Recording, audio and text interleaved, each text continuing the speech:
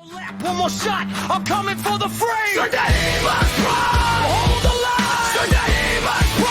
Make my time. Bottom tier split, still I climb. Behind the curve, but I own that grind.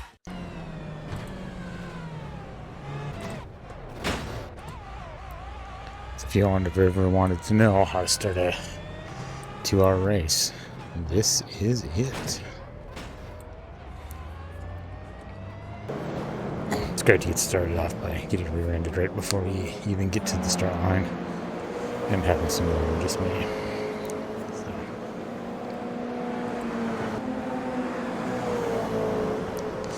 Anyway, we are racing in the Production Endurance Challenge, which races the same track as the Production Car Challenge, only this one was 2 hours long. We're just going to let the first lap play out here in its entirety because we started towards the back. We are in a GR86,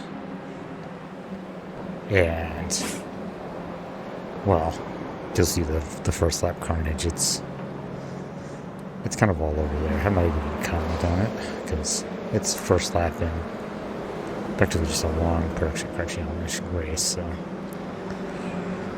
we're starting towards the back because that's how fast we are. And my whole point in the first lap was to, well, survive. 2 hours long, 44-ish laps at Spa.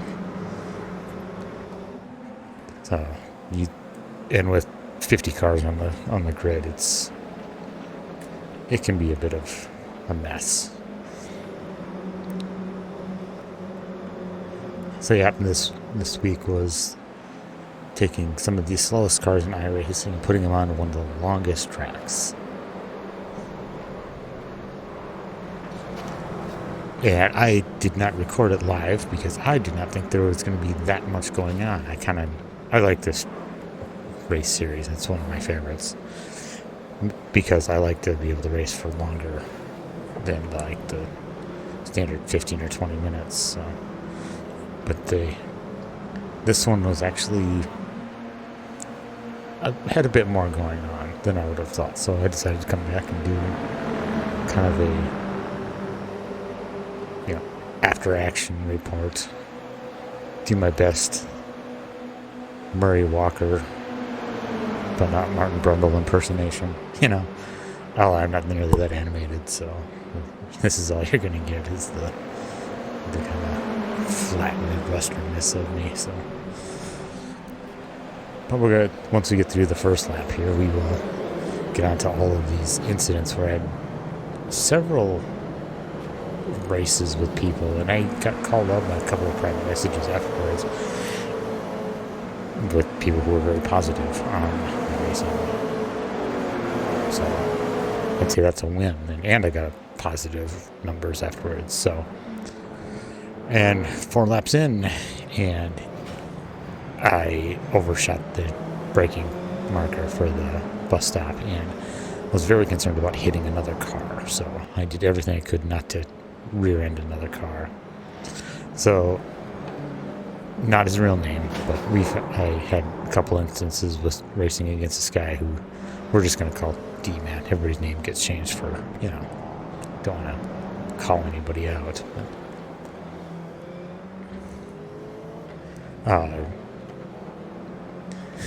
Eau Rouge. If you don't know Spa, you generally don't want to pass in Eau Rouge. So this little run up to Eau Rouge is kind of a, early in the race to make it stick. But I'm driving the plaid car, so like right there, the guy just went around the beam, was just kind of drifting across the. Yeah, watch for this guy's on Idiots of the Week, let me tell you. He was in the lap 1 chaos as well. Yep. And then, I need to pit both of them. Just. I don't even have words for that BMW driver.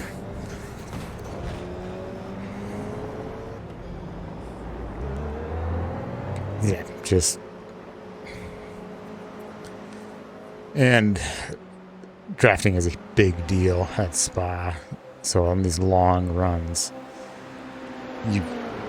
that's where a lot of the passes happen. It's on the straights. If you get a good run out of a corner, or you get a nice toe, like D-Man here tries for it, but he went too early, and we just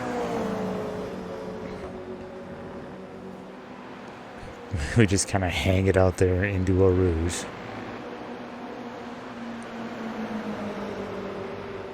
And the Plaid Toyota wins out another one. I mean, we had some pretty good races, me and this guy, so... But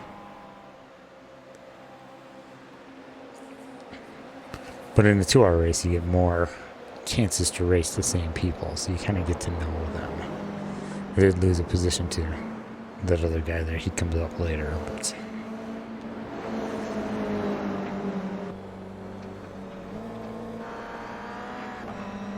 There you go. Tim, the guy who passed earlier.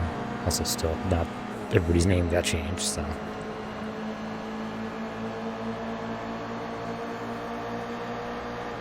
You saw he got just a little bit wide and just touched the gravel there. And then done that long backstretch at Spa. You're just...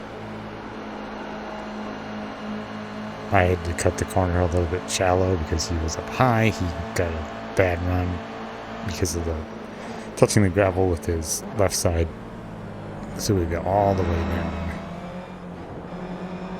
to the bus stop before it gets resolved. So. But it's nice clean racing.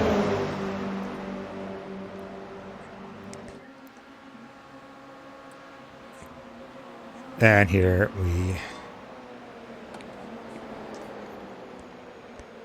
we go into Lake Coombe at the end of the Camel Straight and just go right around it. But that draft is just...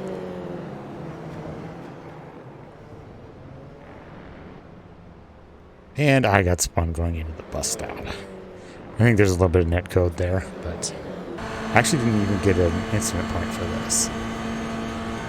Not an off track, not a nothing. You can see what happens here. I'm right in front, and just a little from D-Man. I don't even think he noticed. And here's one of our rivals here, Joe. Most people weren't mic'd up during this race, didn't seem like, but there's a reason why his name is up here. There's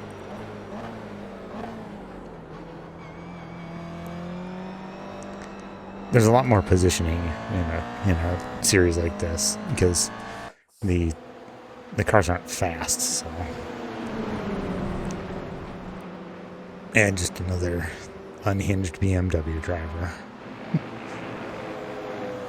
Fastest part of the track? Yeah, let's go do a little lawn mowing. 140 mile an hour lawnmower. So the guy in front of us goes a little wide at this corner, and that gives us an opportunity into... I don't remember the name of this corner. That kind of medium right left.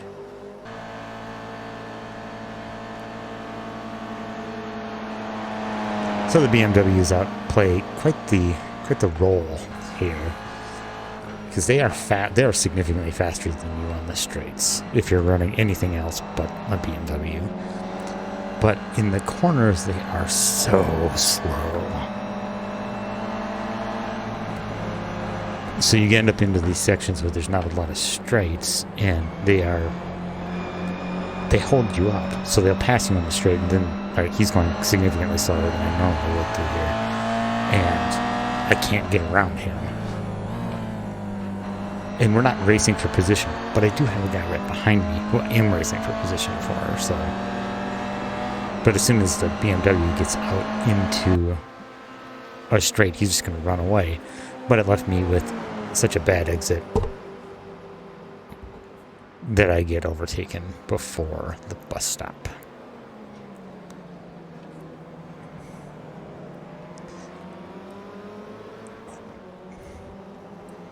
And our buddy Joe, we're fighting with him again here.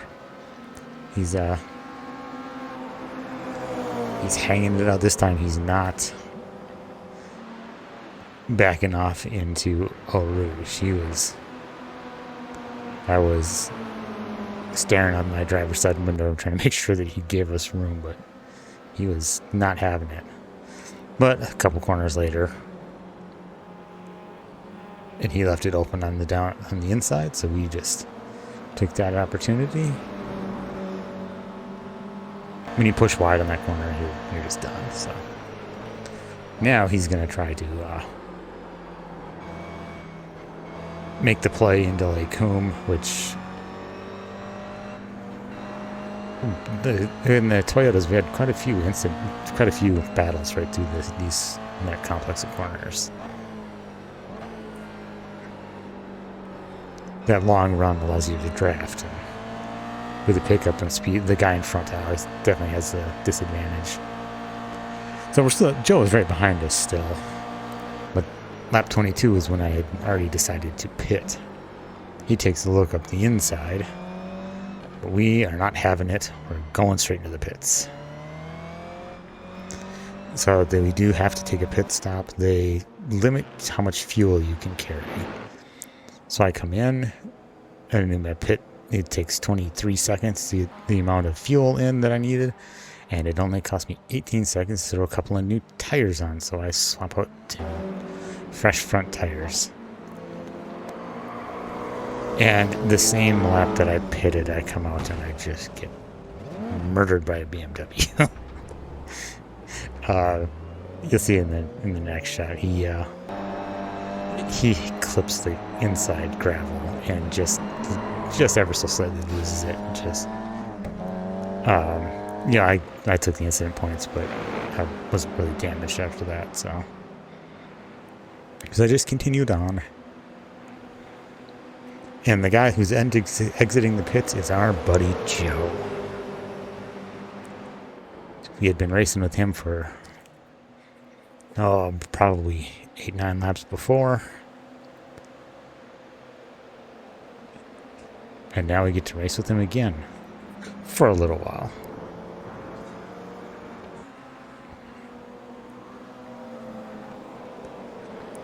So after the pit stop, Joe was a bit more. He was a little bit more elbows out. I don't know if he's getting more confident or whatever, but normally, and before I actually passed him there before, but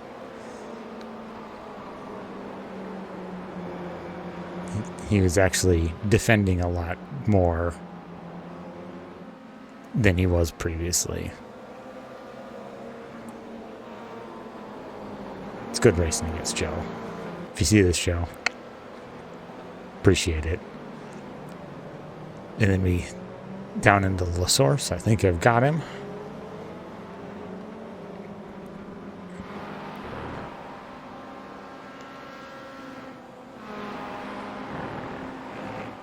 But he comes back at us into a Rouge side by side,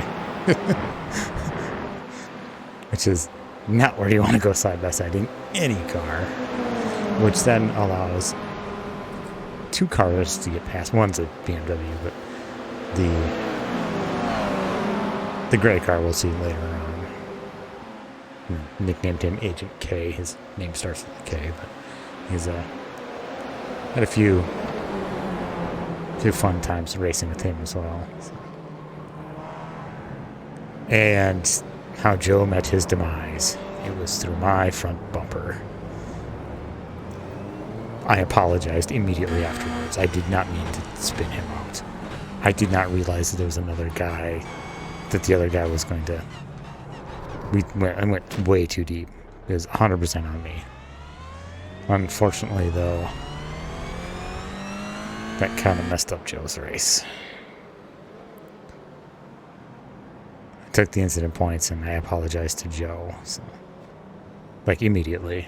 It's like, that's one thing good about having comms is you can, you've got half a race left. You still got an hour left and you can say, hey man, I didn't mean to. I certainly didn't want to spin you out, And he's one of the guys I had the biggest fight with. And then D-Man just clobbers into him. So unfortunately, that's Joe's race effectively over. And me just getting overtaken by some rando on the straightaway. I didn't catch this guy's name because we don't have that many interactions, so.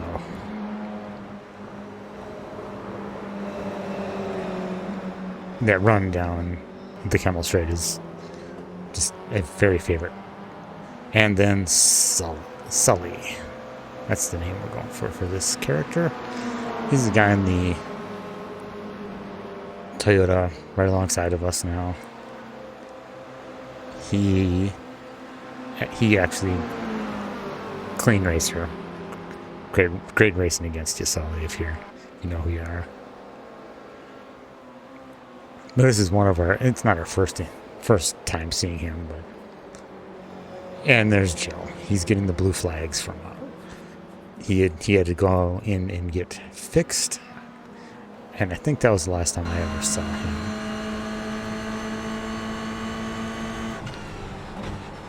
Agent K is the guy in the gray right there. We raced against him a couple of times. Another solid guy who just, we raced hard and never had an issue with each other.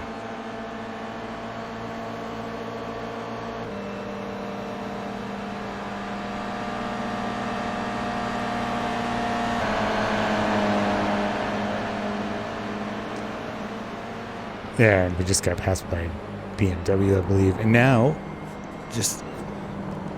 that was a BMW. Agent K here tries to move on on Sully. And then I take advantage and go through because, I was right next to him as well. So the three of us ended up right next to each other for probably almost 10 laps. One of the things with the longer races is you can do things like do more fakes, and you can try to get into people's heads,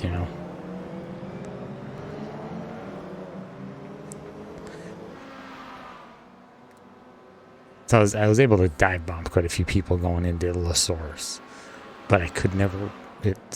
Making it stick down to Eau Rouge is you kind of compromise your exit there. Meanwhile, I'm also driving looking in the mirror because there's a beamer behind me. And our most cinematic overtake. Well, it's not. It's just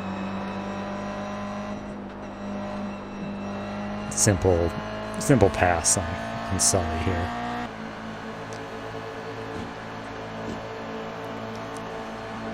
Sully throws it down into Lake Coon, but here. I didn't think he had enough. I was just gonna kind of let it ride on the outside.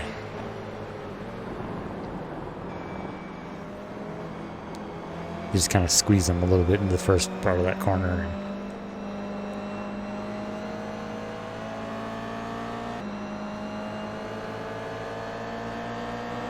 And Sully tries again. See, once you have a 2-hour long race, you can really get to know how people drive, So. And you kind of know where they're going to attack and how they defend.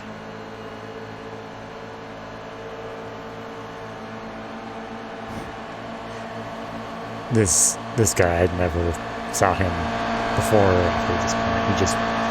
And if you're going to race this series, paint your car. All the stock Toyota liveries are hard to determine who's who. But I don't even remember who that guy's name was, but I only saw him once and he just went sailing by and ended up finishing way ahead of me. So.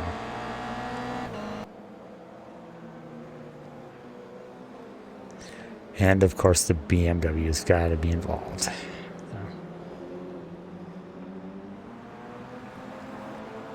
Sometimes, if you know you're going into one of these sections, you can try to position yourself. Because that BMW was getting out of the way, because he knew he was slow, but, if you position yourself just right, you can use just the fact that they're there to help you get an overtake done. Just by boxing somebody in. And this Beamer just kind of clonked into the door and he just kind of pushed me a little bit wide. Nothing serious. It was just a little tap on the door. But that allows Sully to get the better of me. And then down the Kemmel Straits, you see Agent K and Sully. Sully goes for the dive down into Lake Hume again. And I managed to hold him off. And this is a 44 lap race. So that was our last encounter with either of those two guys. And here's us coming to take the checkered flag, where we finished 9th in our class, or 20th overall in one of the bottom splits. But just because it's a bottom split doesn't mean there's not good racing. So thanks to all you guys I raced with. In case you see this, that includes you, Sully, Joe, Agent K. Otherwise, I will see you on track next time.